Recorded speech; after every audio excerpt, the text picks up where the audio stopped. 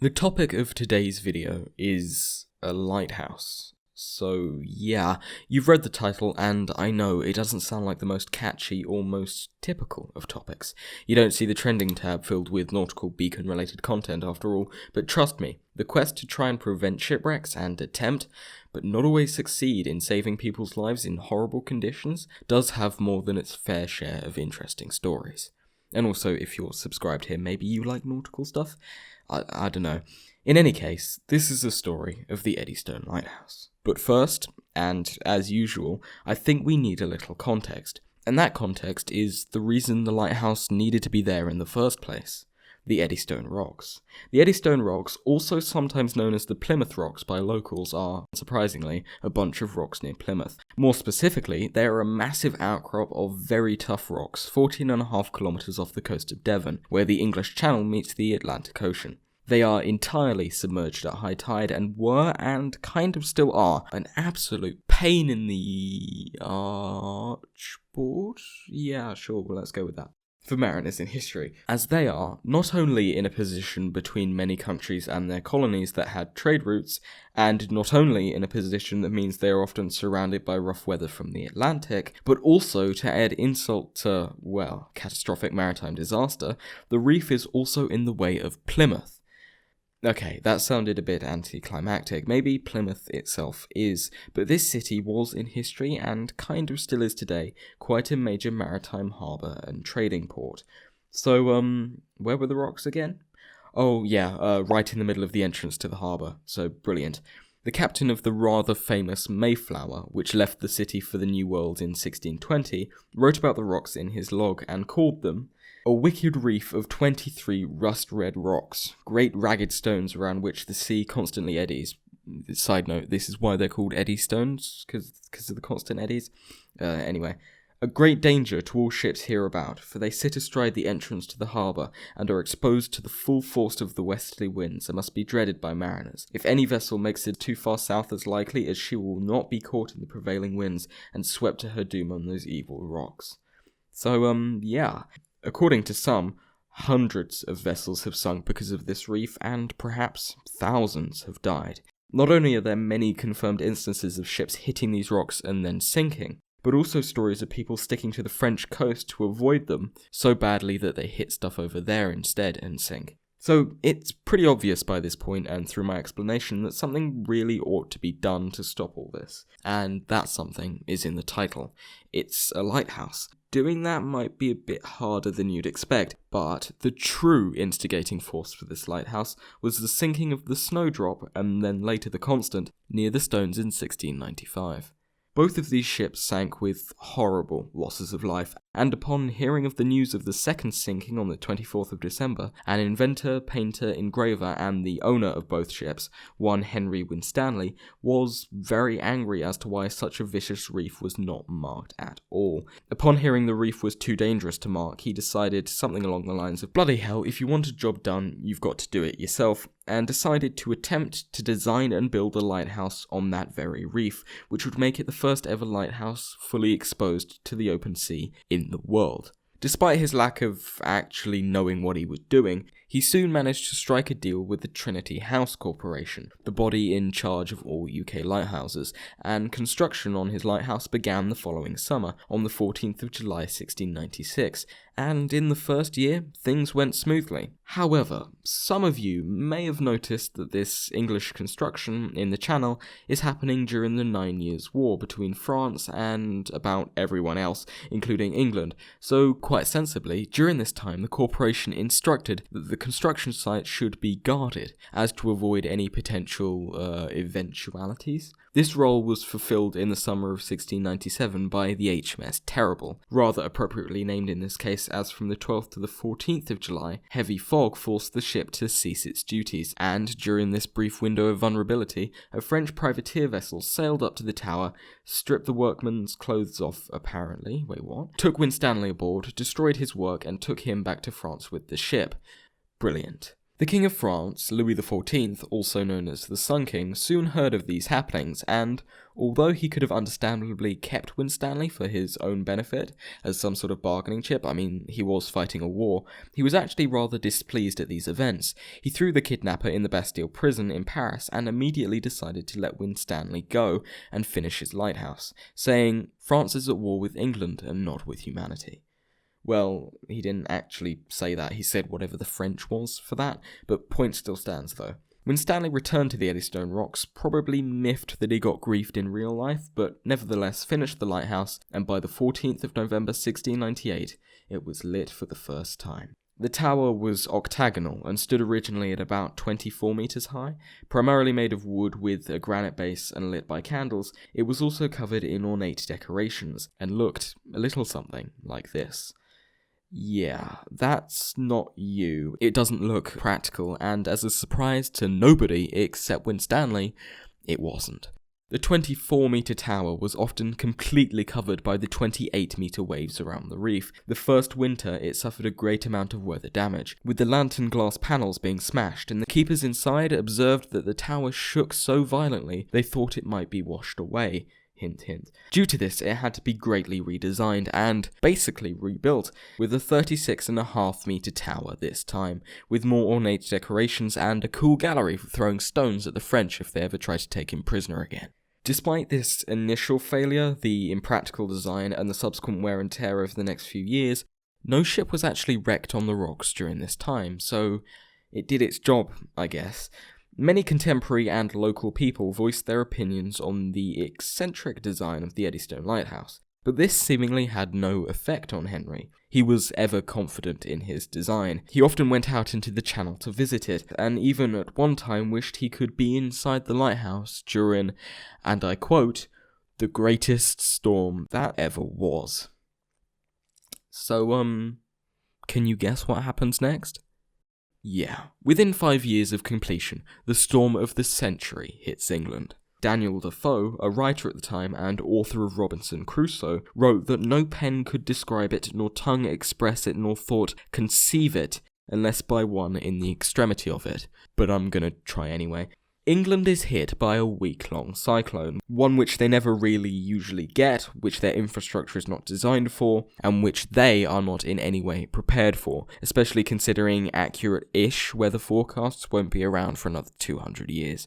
Thousands of chimneys in London are blown down, often hitting and killing people, and even killing the Bishop of Bath and Wells, Richard Kidder. The storm at the time was attributed to God's hatred or wrath against sin. If that's at all true, then he must have done something really wrong to die like that. Also blown down were 400 windmills and tens of thousands, quite possibly 100,000 or more trees, with 4,000 in a single wood alone. Some of the spires of King's College Chapel in Cambridge were also blown off, and the lead from the roof was blown off Westminster Abbey. The Queen had to shelter in the basement to avoid falling chimneys, which, as we've seen, have claimed many lives. She was fine, though, probably because she could move in all directions, whereas a bishop can only move diagonally. This is such a stupid joke. Ships returning from wars fought on the continent were also wrecked. Estimates put lives lost with those between 2,000 and 15,000 people. And can you guess where Winstanley was during all of this? Yeah, in his lighthouse, as he had wished. By the time the storm had passed, a ship was sent out to investigate as to why the Eddystone light had seemingly gone out. They arrived at the rocks and found that there was virtually nothing left of the tower, and the keepers, and Winstanley, were never seen again. Adam Hart-Davis says in his book on the matter, had Winstanley known anything at all, in practical terms, about lighthouses, about rocks, or about storms at sea, he would never surely have tried to satisfy his craving for fame by dabbling in such dangerous difficulties. Okay, so that's a bit harsh, but probably actually quite true. 2 days after this tragic but somewhat inevitable occurrence, on the 29th of November 1703, the Winchelsea, having survived the vicious storm, made its way up the channel with a delivery of tobacco from Virginia. The crew believed that they were off course, as they couldn't see features that they should have been able to in their predicted position, specifically the light of the Eddystone Lighthouse. Within minutes, the Winchelsea had hit the once more unmarked reef, broken in two, and of the 30 crew on board, only 2 people survived. It reminded everyone, after years of no fatalities and then suddenly 28 all at once, that an unmarked reef was very lethal, and showed everyone that a need for a lighthouse on those rocks was greater than ever. In 1706, after the numbers of wrecks climbed to what Martin Boyle calls in his book epidemic proportions, a Mr. John Lovett acquires a 99-year lease on the rocks and attempts to mark it once more with a lighthouse, in doing so commissioning a Mr. John Rudyard to actually design and build the thing, which is why the third one is known as the Rudyard Lighthouse, because calling them all the Eddystone Lighthouse would get confusing faster than a forced comparison to something else. I've got no idea. Rudyard was born in modern-day Staffordshire, and he was not a professional lighthouse builder or architect. He was a property owner and fabric merchant. Because that went so well last time? Well, as it happens, it did, as this new lighthouse was built with the help of shipbuilders that employed many tried and tested techniques to ensure it could survive the waves, such as waterproofing from tar and overlapping wood panels, and a shape that reduced in diameter as it rose, reducing pressure from the waves and making it more stable. Hey look, sensible design. That's a change. In fact, this design, built on the same spot as the previous two and reaching up to around 28 metres above the sea, outlived both the leaseholder, who died in 1710, a year after completion, but also John Rudyard as well, who died within a year of his wife on the 20th of November 1718. In fact, this lighthouse, in this very isolated and at times brutal watery position, lasted for 46 years, until on the 2nd of December 1755 it was destroyed in a less brutal but somewhat more strange way for a lighthouse, through fire. At some point in the night, the light at the top of the tower had caught the roof alight, which quickly spread and worked its way down. Despite the keepers trying to fight it, the tower was quickly engulfed by such a big fireball it was visible from the shore and for miles around. Wait, isn't that what it's supposed to do? The lighthouse was unable to be extinguished, and despite being in the middle of the ocean, burned for nearly a week afterwards. The 3 keepers who had to flee the burning tower, including a Mr. Henry Hall, who we'll get to later, were rescued off the rocks and taken to Plymouth to be treated for their burns by one Dr. Edmund Spry. According to his accounts, Hall, who was at the time 84 or 94, depending on who you listen to, talked with a hoarse voice, scarce to be heard, with which he had told the surgeon about how he had just swallowed some molten lead. Wait, what? The doctor had basically the same reaction you probably did just now, and as me researching this at 2:09 in the morning, that's impossible, he's dumb, that's dumb, and he's probably just making it up, or is 94/84 and is probably just a bit mad. Those sorts of thoughts. After all, it seems impossible to survive something like that, if it happened at all. In fact, Henry could even eat and drink and seemed to be getting better, which made it even more unbelievable that liquid lead from the molten roof could be ingested. This didn't go on for long, by the way, and he took a turn for the worst, and died on the 8th of December. Soon after he expired, which is Spry's words, not mine, an autopsy was performed that, to cut a long story short, revealed he wasn't in too great a shape, apart from the fact he was dead. The major find, though, was a piece of lead reportedly found in his stomach that weighed exactly 238 grams, which would likely be the lead he accidentally swallowed and validates the story. It's understandable if you still don't quite believe such an outlandish tale, as it is just that, outlandish, but that unfortunate event does seem to be generally accepted by the Eddystone literature, whether books, websites, plaques, whatever. I do want to get this video out in 2017 sometime, so I won't go in depth, but just because it's crazy doesn't necessarily mean it didn't happen. I mean, hell, look at half the stuff on my channel for examples of that.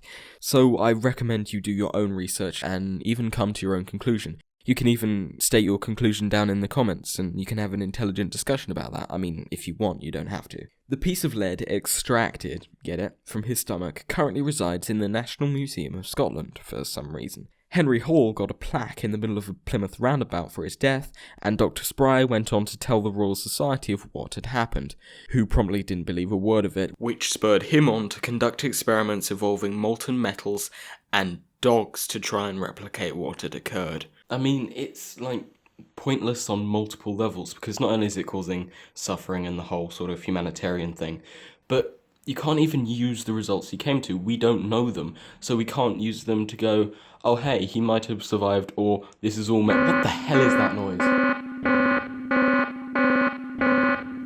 Okay, I get it. We'll get back on track. Just right, where are we supposed to be? So we were talking about the guy. So we were on here, I think. Oh yeah. Talk about fire. Let's get back to that then. So, what had probably become a familiar feeling to the inhabitants of Plymouth, that they had felt 3 times over 57 years, was felt once more. The old one is gone or can't do its job as well as it should, so another one needs to be built. And so, the leaseholder of the rocks, the man who had bought the lease from John Lovett's family in 1713, a Mr. Robert Weston, was put under pressure by the various shipping organisations whose ships were being wrecked on the reef, and through that was convinced of the need for a new lighthouse. He sought his acquaintance Lord Macclesfield for help, and through him was recommended to contact a 31-year-old civil engineer by the name of John Smeaton.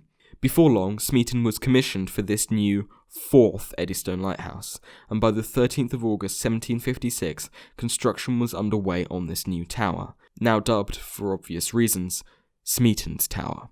Now, he was well aware of the history of the rocks, having researched it himself, and went to considerable length to ensure this new tower would be the strongest, hardest, toughest, most enduring one yet, and he did this in a number of ways. Firstly, he took the step forward the Rudyard lighthouse had made, the tapering profile, and, inspired by an oak tree, adapted it into a lighthouse design which, like the tree, had a lower centre of mass and increased stability, like this. You may recognise this as the iconic shape of basically any lighthouse around the world. Well, now you know where it came from. He also reinforced the foundations, cutting steps into the hard Eddystone rock for the stone blocks to sit in. The stones themselves were shaped so that they fit together in what is known as a dovetail joint, a joint which is usually reserved for wood and furniture, but he used it here to make double and triple sure they could not and would not come apart. This cross-section shows how all the stones on a single layer were interlocked, and as you can see, this is like a puzzle box, where you can't easily remove any of the pieces. You've seen this pattern before, by the way, in the pavement behind the Henry Hall plaque for some reason. Presumably the plaque was added later, as if it is part of Hall's commemoration, then they've got the wrong lighthouse. In addition, Smeaton also helped develop what is known as hydraulic lime, a form of adhesive or mortar that set like you would expect, but with water causing the hardening. It doesn't take a genius to tell how that might be useful when you're building a lighthouse.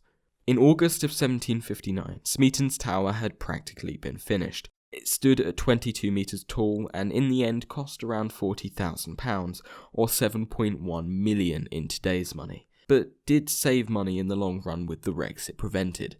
The 16th of October saw the lantern and the 24 candles in it lit for the first time. Yeah, apparently 24 is all they needed, and with those, the new 4th lighthouse was complete, just in time for the usual rough winter. And it survived it. And the next one, and the next one, and the next one. In fact, John Smeaton had built such a sturdy lighthouse that it lasted twice as long as the previous 3 combined. All the way to 1882, a whopping 123 years. And in those 123 years, both Smeaton and the lighthouse had become pretty famous. Smeaton for his work as a civil engineer. Hell, he invented the term civil engineer. But also, Smeaton's tower had become very popular as well. It was the David Tennant of the Eddystone Lighthouses, if you will, and had become somewhat of an icon in the Plymouth area. So what do you think happened to this one? Another fire, weather, lightning, the Kraken? Well, not exactly. Smeaton had built a fine lighthouse. The issue was with the rocks it was standing on. A survey of the Eddystone rocks conducted in 1877 noted some suspicious cracks, and, quite worryingly, thanks to the underlying erosion, the lighthouse started to rock from side to side when large waves hit the base. Which, yeah, you don't have to be Smeaton to tell that probably isn't supposed to happen. Well, what to do? I suppose it's time for lighthouse number 5. Except this was no longer 1697, this was Victorian times, and engineers had many more tools at their disposal, and many more ways to solve problems. As a result, soon after the findings, an idea was put forth that, since the reef was the problem here, instead of just adding a lighthouse, they should instead remove the reef. How? Well, blow it up. Yeah, makes sense on paper and in a badly composited approximation for a YouTube video kind of way, but for the first time in recorded history, turns out explosions aren't that practical. To clear the reef to a sufficient depth for basically all ships would involve dealing with a 1 square mile area of rock, and dislodging, moving, and disposing of 1.75 million tons of the stuff in total. That's nearly a third of the Great Pyramid of Giza. Also, that would cost around £500,000 or £53.5 million today. Turns out building a lighthouse is actually way cheaper. So I guess that answers that question. The funds for this new 5th lighthouse were acquired by June 1878, and the designs were drawn up by engineer James Douglas, leading to this one having the informal nickname, the Douglas Lighthouse. But there was a problem.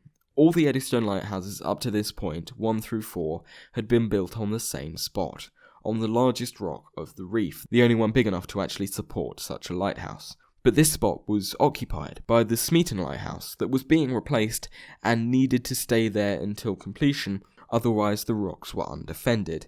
So they had to build it somewhere else on the reef, and that meant building a base from scratch. To do this, Douglas used a process called a cofferdam, where you sink a hollow tube down to the seafloor or construct one down there, then drain it and get workers to pack material into it, stone, rock, rubble, concrete, you name it. Now, you may think that this method of construction sounds pretty risky and very vulnerable to potential storms or flooding. Once that was done, which took about a year or so, he could actually start building the lighthouse, and he was under a considerable amount of pressure while he did it. The construction was a matter of national interest, and the first stone was laid in a publicised ceremony by the Prince of Wales. No, not that one. I mean, he's old, but he's not quite that old. And the other one. The other one. Yeah, sure, him. Also known as Albert Edward, future king of the United Kingdom, albeit under a slightly different name. He laid the first stone, so it's a pretty high-profile lighthouse at this point. But how did Douglas ensure that this lighthouse lived up to these expectations? Well, to put it simply, he took what had gone well before, and he made it better. His lighthouse was 41 metres tall, 19 taller than Smeaton's, and was built from 2,171 stones that were not only larger and interlocked with the others on its row, as Smeaton's had, but also the rows directly above it and below it as well. The walls at the bottom were 8.5 feet thick, and the lantern was much brighter than before, and could be seen from 17 miles away. The last stone was laid also by the Prince of Wales in the summer of 1881, and not long after, on the 18th of May 1882, the new Douglas Tower was opened by Prince Albert Edway. What? The same guy? Wow, he must have really liked lighthouses or something. I don't know. In the end, it had cost £59,250, nearly $19,000 or about $2 million in today's money, less than the original estimate. But more importantly, the Eddystone rocks were once again guarded. But the job isn't yet done. Smeaton's tower was still there, and the problem erosion around the base could only get worse as time went on. So logically, they should probably demolish it, right? I mean, so it doesn't do that basically, yeah. Except no. As I mentioned earlier, Smeaton was quite notable and popular by this time, 90 years after his death. I mean, he isn't called celebrated by Wikipedia for nothing, and hell, he's mentioned in popular songs to this day, albeit as a weird rhyme for policemen, so logically, there would be a great public outcry against the demolition of his most popular work, the lighthouse. So, what to do? If it couldn't stay, but it couldn't be demolished? Well, turns out there is a third way. He just moved it instead, block by block, over the course of 2 years. Here, to this rather nice park on the mainland, please don't make a joke about its name in the comments, and re-erected it as some sort of tribute to the late engineer. You can even climb it today, it's got a pretty cool view, and on a good day you can see the Douglas Tower off on the horizon, though you might need a good optical zoom for that. But moving it there in the first place was much easier said than done. Smeaton had built such a bloody strong lighthouse, it caused so much hassle trying to prise the blocks apart again. The workers reported that the experimental mortar was as hard, if not harder than granite. It was so hard for the Victorian workers that, when I say they moved it, I actually mean they moved most of it. Because they gave up with the base due to the immense difficulty, and it's still there. 258 years later, alongside its successor. As you can see, that lasted as well. Apart from the addition of a new light, a helipad on the roof, and complete automation since 1982, meaning it requires no lighthouse keepers anymore, that's the state of affairs today. In 2005, the Douglas Tower overtook the Smeaton predecessor in terms of duration, and today it stands visible from up to 41 kilometers away, standing over the Eddystone rocks to try and prevent it from claiming any more lives.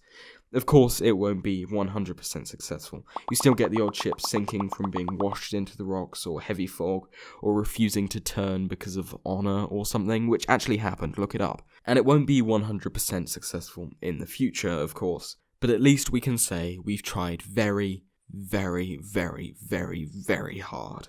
And that's the story of the Eddystone Lighthouses. Well, until they decide to build another one.